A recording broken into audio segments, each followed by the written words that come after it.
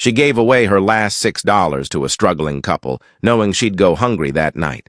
By morning, her apartment was empty, but her phone buzzed with a message from a stranger. 12 hours later, a black luxury SUV pulled up at her door.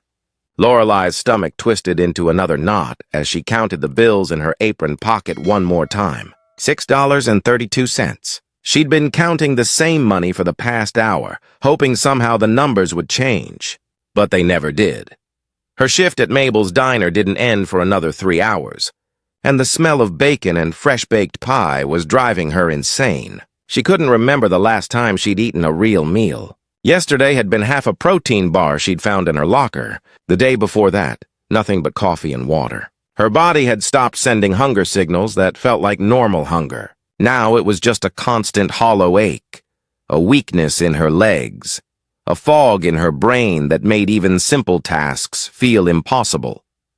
She pressed her hand against the counter to steady herself. The room tilted slightly, then righted itself. Not now. She couldn't afford to pass out. Not when she was already 3 weeks behind on rent and her landlord had started leaving threatening voicemails.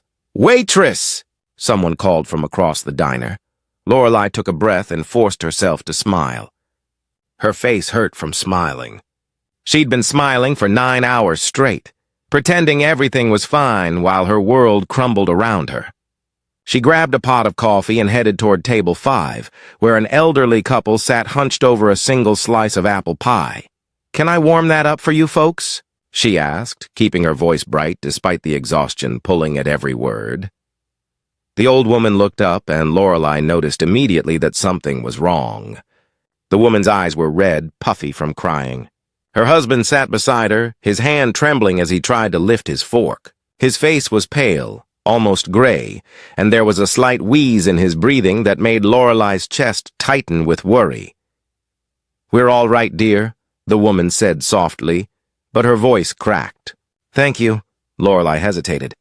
Every instinct told her to ask if they needed help, if she should call someone, but she'd learned not to pry into customers' lives. People came to diners to be left alone with their problems. Still, something about this couple pulled at her heart in a way she couldn't ignore. "Are you sure? Your husband looks like he might need some water or—" "We're fine," the old man said, though his voice was weak. "Just a bit tired. Long day."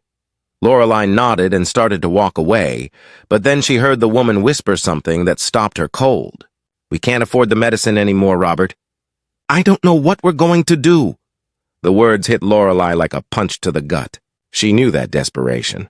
She lived it every single day, the impossible math of trying to survive when there was never enough money, never enough time, never enough of anything.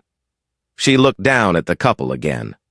They were sharing one piece of pie between them, taking small bites, making it last. The check on their table showed they'd ordered the cheapest thing on the menu and split it, just like she would have done if she could afford to eat here at all. Lorelei's hand went to her apron pocket, to those $6.32 that were supposed to get her through the next 4 days. She thought about her empty refrigerator at home, the eviction notice taped to her door, the electricity bill she couldn't pay, but she also thought about this couple, sitting here in their threadbare coats, trying to enjoy one moment of sweetness while their world fell apart around them. Before she could talk herself out of it, Lorelei walked to the counter and grabbed a container. She went to the kitchen where Harold was scraping the grill, and she took the last slice of apple pie from the display case. Then she added a slice of chocolate cream. Then a slice of cherry. She packed them all carefully, her heart pounding, knowing Harold would be furious if he caught her. She brought the container back to table 5 and set it down gently. "Listen," she said quietly, leaning in so other customers wouldn't hear. "I know this might seem strange, but I want you to take this. Please, it's all paid for. And I'm going to talk to Mabel about covering your check tonight." The old woman's eyes went wide. "Oh, no, sweetheart, we couldn't possibly—" "Please," Lorelei said, and she meant it with everything in her. "Let me do this. Sometimes we all need a little help." Tears spilled down the woman's cheeks. Her husband reached out with his shaking hand and grasped Lorelei's fingers. His grip was weak but warm. "You're an angel," he whispered. "A real angel," Lorelei's own eyes stung. She wasn't an angel. She was just a broke waitress who was probably going to get fired for giving away food. But looking at their faces, seeing the gratitude and relief there, she felt something she hadn't felt in months. She felt like maybe, despite everything, she was still a good person. "You take care of each other," she said. Squeezing the old man's hand back, she helped them stand, steadying the man when he wobbled on his feet. She walked them slowly to the door, ignoring the impatient looks from other customers, ignoring Harold's angry glare from the kitchen. She opened the door and helped them down the steps to the parking lot, where their ancient sedan sat under a broken streetlight. "Thank you," the woman said again, clutching the container of pies to her chest like it was treasure. "You don't know what this means to us." "I think I do," Lorelei said softly. She watched them drive away, the sedan's taillights disappearing into the November darkness. Then she turned back toward the diner, and reality crashed over her like a wave. She'd just given away probably $30 worth of pie. Harold would make her pay for it out of her own pocket. That $6.32 would be gone, and she'd have nothing. Nothing at all. Inside, Harold was waiting for her at the counter, his arms crossed over his stained apron. "What the hell were you thinking?" "They needed help," Lorelei said simply. "So do you, but you don't see me giving you free food." Harold shook his head. "That's coming out of your tips." "All of it," Lorelei nodded. She'd expected that. "Okay." The rest of her shift dragged by in a blur of aching feet and a stomach that had gone from growling to completely silent. By the time 9 o'clock came and she clocked out, Lorelei could barely stand. The room kept tilting at strange angles, and she had to grip the edge of the counter to keep from falling. "You look terrible," Mabel said, appearing from her office with a cigarette dangling from her lips. "You sick?" "Just tired," Lorelei lied. "Well, don't bring it to work tomorrow. I can't afford to lose customers because you're spreading germs." Lorelei grabbed her thin jacket from the hook and stepped out into the cold November night. The temperature had dropped while she was inside, and the wind cut through her clothes like she wasn't wearing anything at all. She'd sold her good winter coat last month to pay for her phone bill. She needed that phone for job applications, though none of the places she'd applied had called. The walk to her apartment was 6 blocks. Usually it took 15 minutes, but tonight, each step felt like climbing a mountain.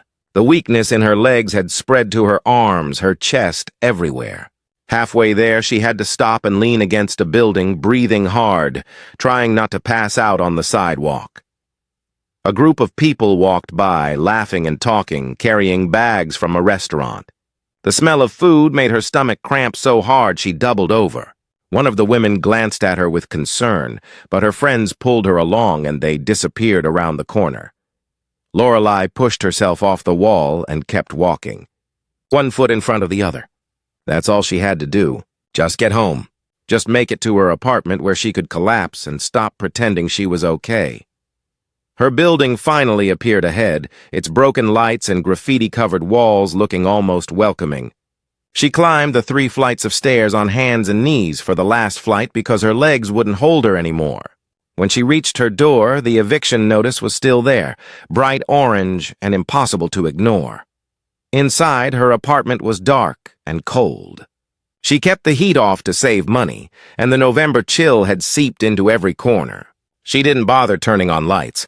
She just stumbled to her bedroom and collapsed onto the mattress on the floor. The ceiling above her had a water stain that looked like a map of some country she'd never visit. She stared at it, too tired to cry, too empty to feel anything except the constant ache of hunger. Her phone buzzed in her pocket. Probably another bill collector, or her landlord, or some automated message telling her she was behind on something else she couldn't afford. She almost didn't check it. But some stubborn part of her, the part that still believed things might get better someday, made her pull the phone out. It was a text from an unknown number. "Hello? Is this Lorelei, the waitress from Mabel's diner?" She stared at the message, her foggy brain trying to make sense of it. Who would be texting her? How did they get her number? Another message came through before she could respond. "My name is Margaret." You helped my husband and me tonight. You gave us pies and wouldn't let us pay. You walked us to our car." Lorelei's heart stuttered. The elderly couple. She typed back with shaking fingers. "Is your husband okay?" The response came quickly. "He's resting now. The doctor says he'll be all right. Thank you for asking. Lorelei, what you did tonight was extraordinary. You gave when you had nothing. I could see it in your eyes. You're struggling, aren't you?" Tears blurred Lorelei's vision. She didn't respond. Couldn't respond. The truth was too heavy to put into words. "I'm not trying to embarrass you," Margaret's next message said. "I'm trying to help you. Would you be willing to meet me tomorrow? There's something important I'd like to discuss." Every warning bell in Lorelei's head went off. Strange messages from strangers never led anywhere good. But she was so tired of being alone, so tired of fighting every battle by herself. And there had been something about that woman's face, something genuine in her gratitude. Where? Lorelei typed. An address came through. It was on the other side of town, in a neighborhood Lorelei had only seen from the bus. The kind of place with gates and perfect lawns and houses that looked like they belonged in magazines. "I'll send a car for you at 11:30 tomorrow morning. Please come. I promise it will be worth your time." A car. The woman was sending a car for her. Lorelei almost laughed, except she was too exhausted. She'd never been in a car service in her life. She set her phone down and closed her eyes. Sleep came fast, pulling her under like dark water. She dreamed of food she couldn't eat, and bills she couldn't pay, and endless shifts at the diner that never ended. When she woke the next morning, pale sunlight was streaming through her thin curtains. For a moment, she thought the texts had been a dream. But when she checked her phone, they were still there, along with a new message from 8 a.m. "Good morning, Lorelei. The car will arrive at 11:30. I'm looking forward to seeing you." Lorelei sat up slowly, every muscle in her body screaming. She looked around her tiny apartment. At the water-stained ceiling and the bare walls and the mini fridge that held nothing but condiments. What did she have to lose? She pulled herself up and stumbled to the bathroom. The shower was lukewarm because the hot water heater was dying, but at least the water ran. She washed her hair with a bar of soap because she'd run out of shampoo weeks ago. She brushed her teeth and tried not to look too hard at her reflection. The dark circles under her eyes, the way her cheekbones jutted out more than they used to, the hollow look of someone who was disappearing bit by bit. She put on her only pair of jeans without holes and a sweater from high school. It was too big now, hanging off her frame, but it was clean. That was something. At exactly 11:30, her phone buzzed. "I'm outside." Lorelei grabbed her jacket and walked down the stairs, her legs still weak but functional. She pushed through the building's front door and stopped dead. Parked at the curb, gleaming in the November sunlight like something from another world, was a black luxury SUV. The kind of vehicle she'd only ever seen in movies or driving past her on the highway. A driver in a dark suit stood beside the back door, and when he saw her, he nodded respectfully. "Miss Lorelei?" She couldn't speak. Could barely nod. "Mrs. Pemberton is expecting you." "Please come in." He opened the door, and Lorelei climbed inside on shaking legs. The interior smelled like leather and something expensive she couldn't name. The seats were soft and heated. There was a bottle of water in the cup holder, and classical music played softly through hidden speakers. As the SUV pulled away from her building, Lorelei watched her neighborhood disappear in the side mirror. The broken streetlights, the graffiti, the check-cashing places and liquor stores, all of it fading away as they drove towards something she couldn't even imagine. She opened the bottle of water and drank it slowly, trying not to gulp it down even though her body screamed for it. The driver didn't speak, didn't ask questions. He just drove smoothly through the city, past the places she knew and into neighborhoods that looked like they belonged to a different country entirely. Trees lined the streets here, actual trees with leaves that hadn't been choked by pollution. The houses were set back from the road, hidden behind stone walls and iron gates. Everything was clean, perfect, impossible. The SUV turned onto a street that looked like something from a fantasy. They pulled up to a tall iron gate, and the driver entered a code on a keypad. The gate swung open silently, revealing a circular driveway and a house that made Lorelei's breath catch in her throat. It wasn't a house. It was a mansion. 3 stories of pale stone and tall windows that sparkled in the sunlight. Gardens stretched out on either side, perfectly manicured, with a fountain in the center of the driveway where water danced and caught the light. The driver opened her door. "Mrs. Pemberton is inside." Lorelei stepped out onto the driveway, her worn sneakers looking almost obscene against the perfect pavement. Before she could take more than 2 steps, the massive front door opened. The elderly woman from the diner stood there, but she looked different in the daylight of her own home. She wore elegant slacks and a soft sweater that probably cost more than Lorelei made in a month. Her silver hair was pulled back neatly, and she was smiling with genuine warmth. "Lorelei," Margaret said, walking down the steps with her arms open. "Thank you so much for coming." "I don't understand," Lorelei managed. "Why am I here?" Margaret took both of Lorelei's hands in hers. Her grip was warm and firm and real. "Because last night you showed me something extraordinary. You had nothing and you still gave. You were struggling and you still cared. That kind of heart is rare, Lorelei. And I believe it deserves more than what life has given you." Tears burned in Lorelei's eyes. "I'm just a waitress." "No," Margaret said firmly. "You're so much more than that. Come inside. We have a great deal to discuss." Lorelei followed Margaret into the mansion, and it felt like stepping into a dream. The entryway alone was bigger than her entire apartment. A crystal chandelier hung from the ceiling, catching light and throwing rainbows across the marble floors. A curved staircase swept up to the 2nd floor, the kind of staircase she'd only seen in movies. Margaret led her to a sitting room filled with afternoon sunlight. The furniture was cream-colored and elegant, and there were fresh flowers on a table that smelled like summer. "Please, sit," Margaret said gently. Lorelei perched on the edge of a sofa, afraid to lean back, afraid she might stain it somehow. Her hands were shaking again, but this time it wasn't from hunger. It was from the overwhelming impossibility of everything happening. Margaret sat across from her, and for a moment she just looked at Lorelei with eyes that seemed to see everything.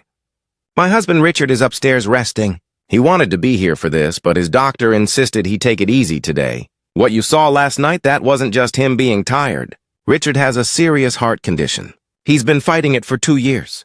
I'm so sorry," Lorelei whispered. "Thank you. It's been difficult. But last night something happened that we didn't expect. When you gave us those pies, when you helped us to our car even though you were clearly exhausted and struggling yourself, Richard said something to me. He said, 'That girl has the kind of heart I wish the whole world had.' And I realized he was right."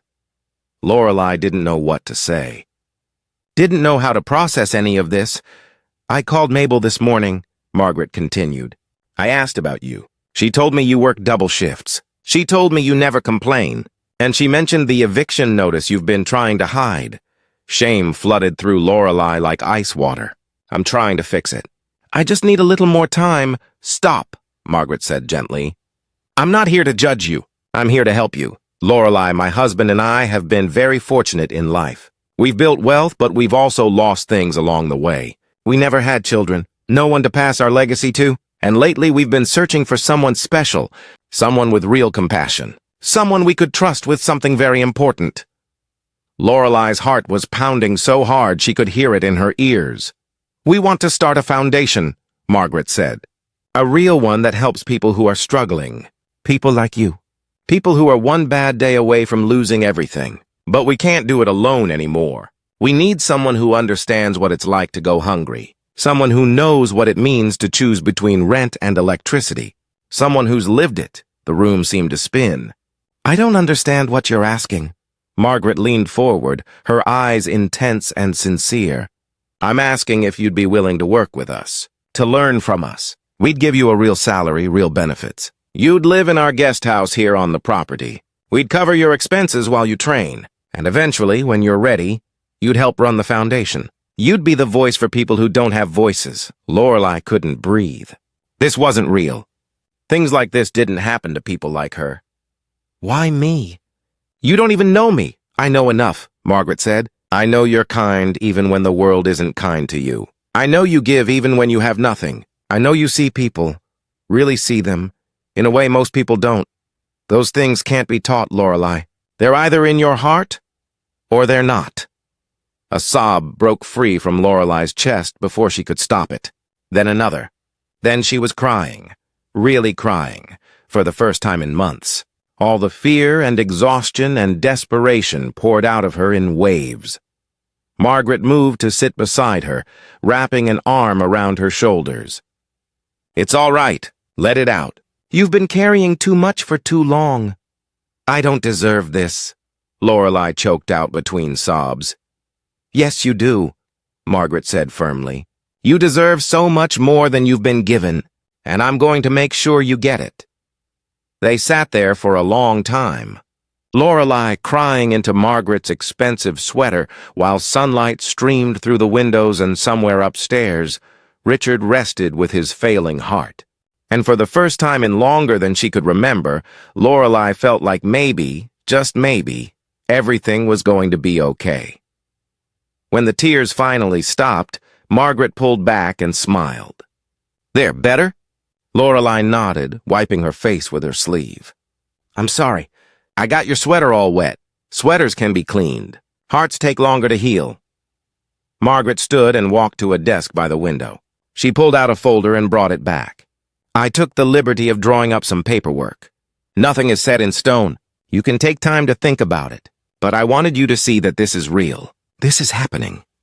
Lorelei opened the folder with trembling hands. Inside was a contract. An actual employment contract with her name on it. The salary listed made her gasp out loud. It was more than she'd made in the last 2 years combined. "That's just the starting salary," Margaret said. "It'll increase as you take on more responsibility. And there are benefits. Health insurance, dental, a retirement plan. All the things you should have had all along." Lorelei read through the contract, but the words blurred together. Her mind couldn't process it all. "When would I start?" "Whenever you're ready. Tomorrow, if you want. We can send movers to pack up your apartment today. You can move into the guest house this evening. We'll take care of everything." "I have to give notice at the diner." Margaret's expression hardened slightly. "After the way Harold treated you last night? Taking money from your tips when you showed kindness to customers? You don't owe that place anything, Lorelei. But Mabel will be fine. The diner will survive without you. But you won't survive much longer under those conditions. Your body is telling you that. I can see it." Lorelei knew she was right. She'd been running on empty for so long that she'd forgotten what it felt like to be full, to be rested, to be okay. "There's one more thing," Margaret said. She pulled out a checkbook and wrote something quickly, then tore out the check and handed it to Lorelei. "This is for you. An advance on your salary. Use it to pay your rent, your bills, whatever you need. Consider it a fresh start." Lorelei looked at the check. $5,000. She'd never seen that much money with her name on it. "I can't accept this." "Yes, you can. And you will." Margaret's voice was gentle but firm. "This is what kindness looks like when it comes back around, Lorelei. You gave when you had nothing. Now let someone give to you." Outside, the SUV was still waiting in the driveway, gleaming in the afternoon sun. Lorelei thought about her tiny apartment with its water-stained ceiling and empty refrigerator. She thought about Mabel's diner and Harold's angry face and the endless cycle of barely surviving, and then she thought about what Margaret was offering. Not just money or a job, but a chance. A real chance to be more than just a broke waitress struggling to make it through each day. She looked at Margaret, at this woman who'd seen something in her that she'd stopped seeing in herself. "Okay," Lorelei said, her voice steady for the first time all day. "Yes, I'll do it." Margaret's face lit up with joy. "Wonderful. Truly wonderful. Welcome to your new life, Lorelei." As they stood there in that beautiful sitting room, with sunlight pouring through the windows and the promise of tomorrow finally feeling real, Lorelei felt something shift deep inside her chest. The constant ache of hunger, the bone-deep exhaustion, the crushing weight of despair, all of it was still there. But underneath it, growing stronger with each passing moment, was something she'd almost forgotten existed. Hope. Real, tangible, possible hope. And for the first time in 3 years, Lorelei believed that maybe she wasn't just going to survive. Maybe she was going to actually live.